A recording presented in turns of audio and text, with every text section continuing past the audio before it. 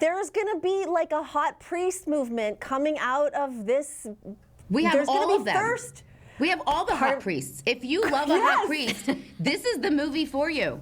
We have all the hot priests all in one place. True. You're welcome.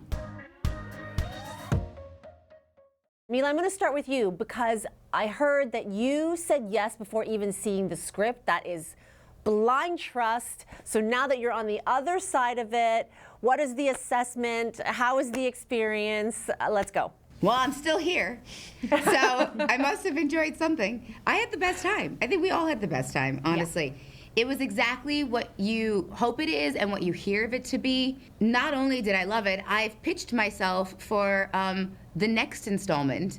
Like in every interview I can possibly do, and I was like, and I think I should return. And every interview I do, Ryan's like, nope. But I keep pushing, and so maybe one day it'll happen. It seems like in every Knives Out mystery, Benoit is being tested. In Glass Onion, it was testing him within the system. How is Benoit being tested in Wake Up Dead Man? In this movie, it's about faith, and it's about, it's about the church, it's about faith. In the context of being a big, fun Benoit Blanc murder mystery, it's kind of digging into this parish and this church. So that's kind of the short answer, is Blanc is very much not a believer, and he's kind of anti-faith in many ways. But he engages in this partnership with Father Judd, played by Josh right here, and who is a priest, and is a very, very good priest. So over the course of the movie, it's not like they try and convince each other the other side, but they form a relationship, they form an understanding, and they both draw things from each other by the end of the movie.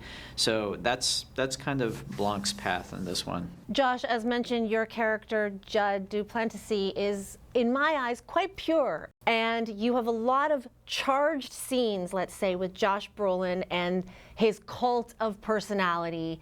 What was it like to work with that cult of personality?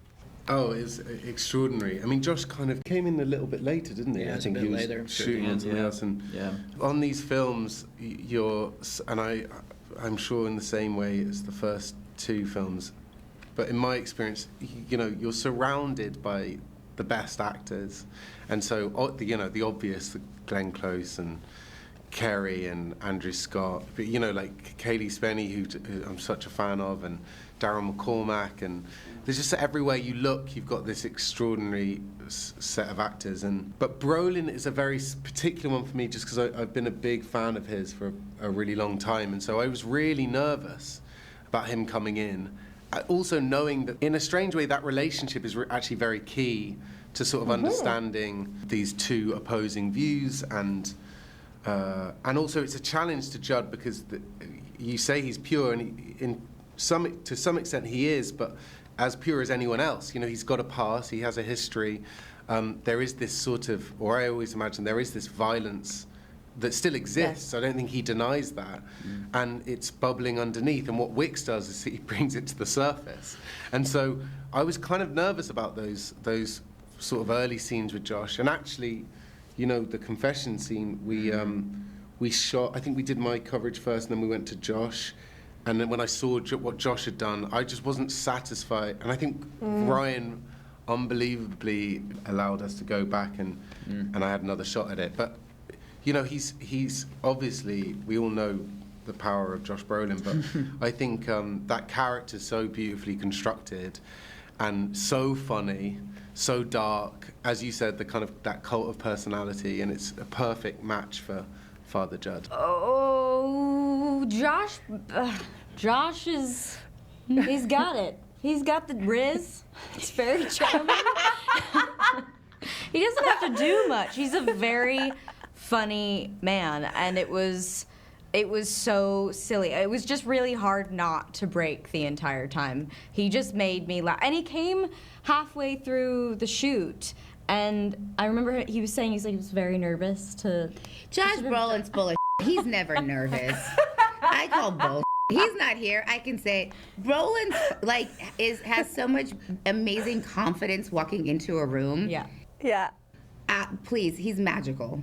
He is magical. With the I will ridiculous say, wig. thank you for saying Riz, because that hair was something Yep. that was There you go. Yeah. magical, right? Yes. Mila, many of your scenes were with the famous Benoit Blanc, Yeah. with Daniel Craig.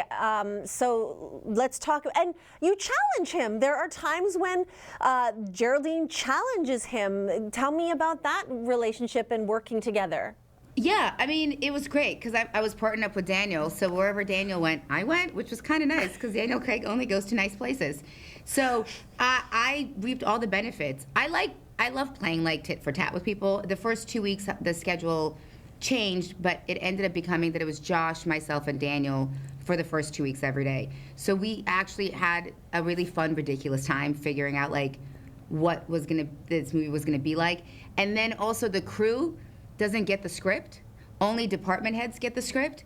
And so as you're shooting, especially the first 2 weeks, the crew has no clue what's happening. They kept looking at me like, what are you doing in this? Like everything was just so out of context. And they kept taking bets on like who did it, who's gonna die. Like it was really fun. Like the entire experience was really fun. But I loved working with Daniel. Daniel was great to work with. We also mentioned Josh O'Connor, so I have to ask you Yeah. this. Okay, everyone I know who has seen this movie, and me included, comes out of it super obsessed with Judd Duplicenti. Yep, you got it. Yep, there it is. Nailed it. Nailed it. So again, there's going to be like a hot priest movement coming out of this. We have There's all gonna of be them. thirst. We have all the hot priests. If you love a hot priest, this is the movie for you. We have all the hot priests all in one place. True. You're welcome. You're Yes. welcome. I know. Let's talk about Josh, like what he brings to this character to make him so appealing and pure and flawed and wonderful. I mean, Josh himself is so sweet. He's so kind. He's so nice and he's so thoughtful. And though the characters were all written on paper, like Ryan did a beautiful job with everybody, but Josh innately has that in him. Yeah. So I think it's just kind of He's also a total star. He's a total star, brilliant actor. But he's vulnerable. Yeah. And I think that's the attractive quality in this priest is his vulnerability. Well, thank you for indulging our hot priest thirst. Are you ready for the cult of Duplantis to come about after people see this movie as hot priest, a new hot priest?